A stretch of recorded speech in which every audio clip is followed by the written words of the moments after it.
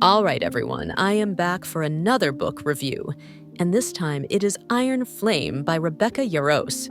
And let me tell you, I have a lot of feelings, and I don't know how to process these feelings, and I need to talk about them. Now, okay, let's just start with a little book blurb. We have Violet back at Best GTH War College for her second year, after she almost died and Darna is asleep and GR very big. Xaden is still keeping tons of secrets from Violet, and the Venin are basically closing in. So yeah, my review of this book is very good. I really, seriously didn't think that Rebecca Yarros would be able to match the insane quality of 4th WE. But, wow, she proved me wrong. While this book is not as good as Fourth Way, it is still top tier, and you usually do not see that with the second book in a series. Usually, you lose a lot of the magic from the first book.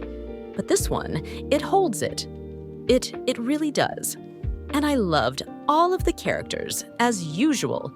The only problem that I had with the characters is that there are so many mentioned, so many throughout this series so far, that sometimes there were points where, someone would die, because obviously people die in Fourth Way, and more people die in Iron Flame.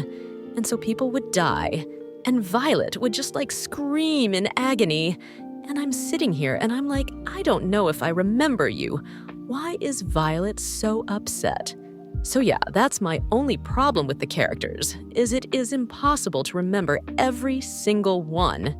Now, as far as the plot goes, I really thought in the beginning that I had no idea where the novel was going. I was kind of disappointed. I was like, this doesn't feel like it has any direction, but wow.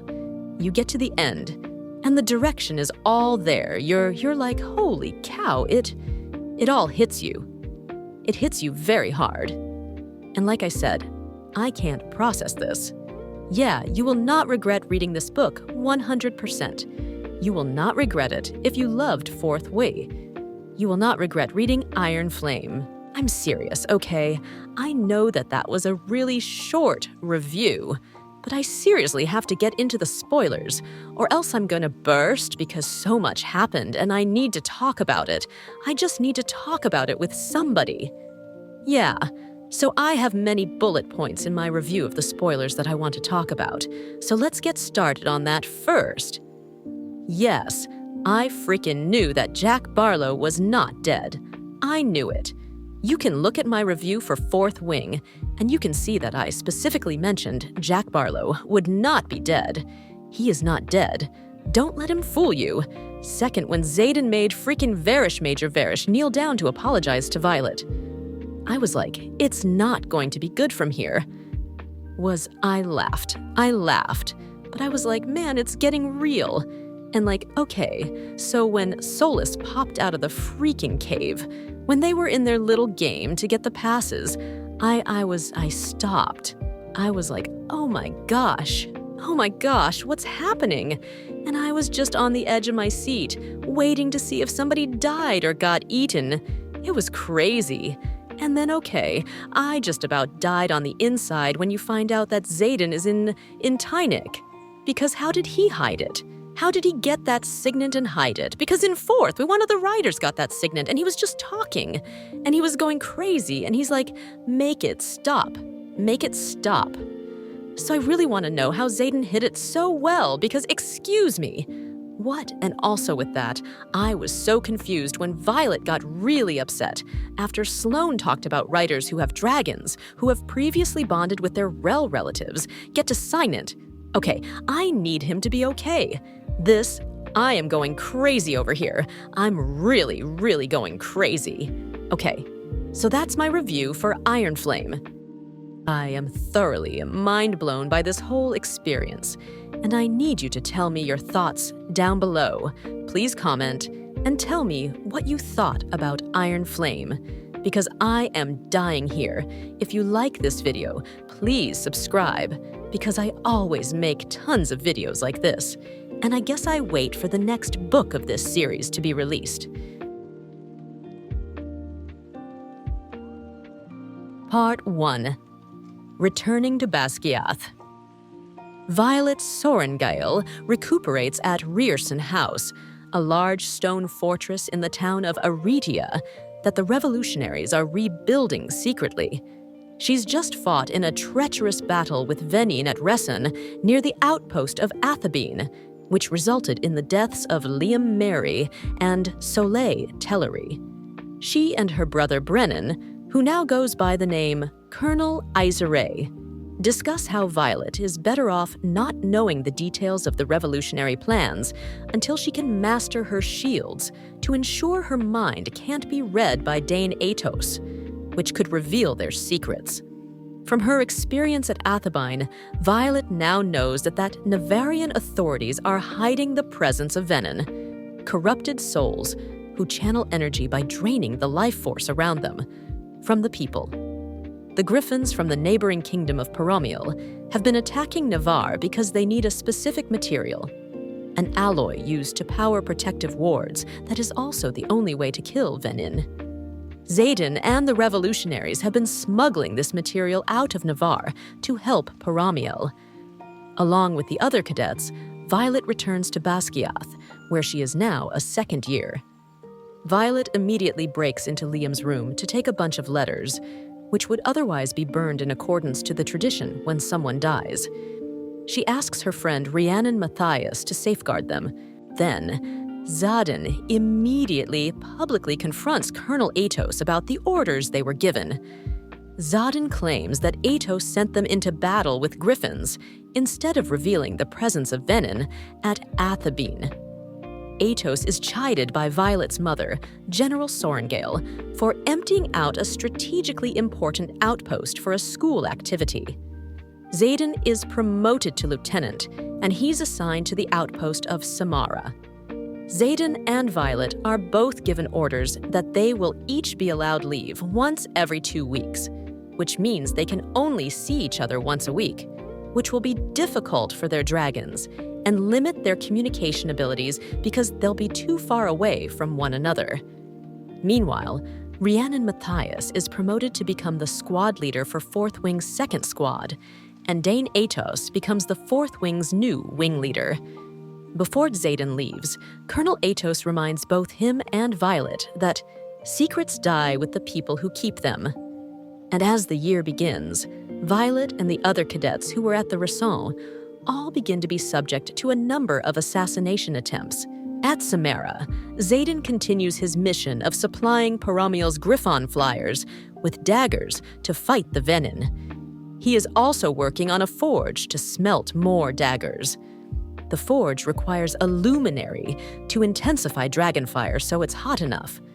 The alloy needed for the daggers also has to be imbued with power by riders who have the ability to do so, and that power can be used up, so the alloy will eventually need to be imbued again and again. Meanwhile, Violet begins to secretly do research at the archives on how the founders of Navarre, the first 6, build the wards that protect their kingdom.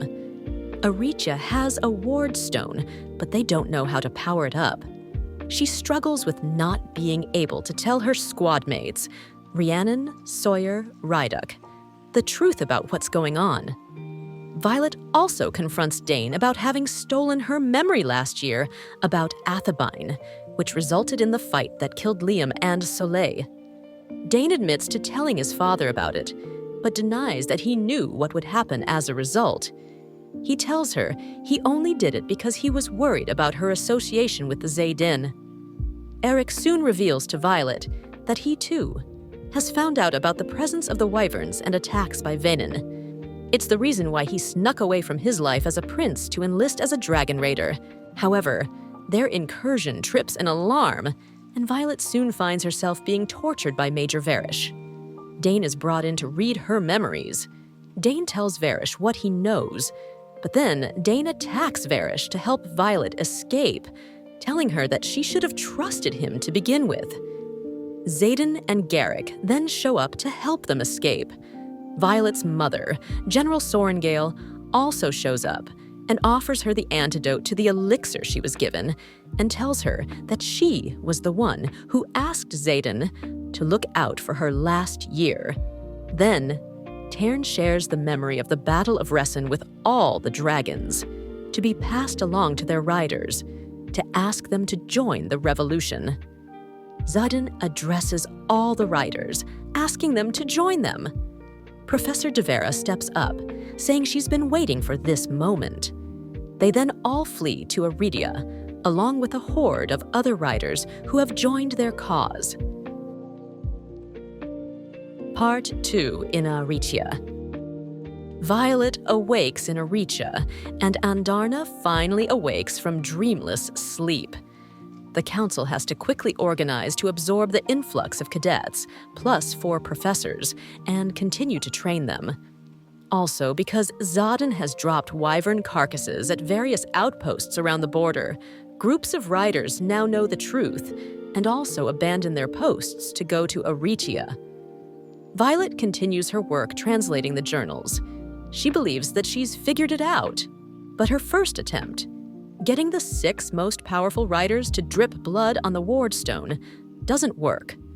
Violet also learns that Xaden's dragon, previous bond to someone in Xaden's familial line, his grandfather, means Xaden has a secret second signet.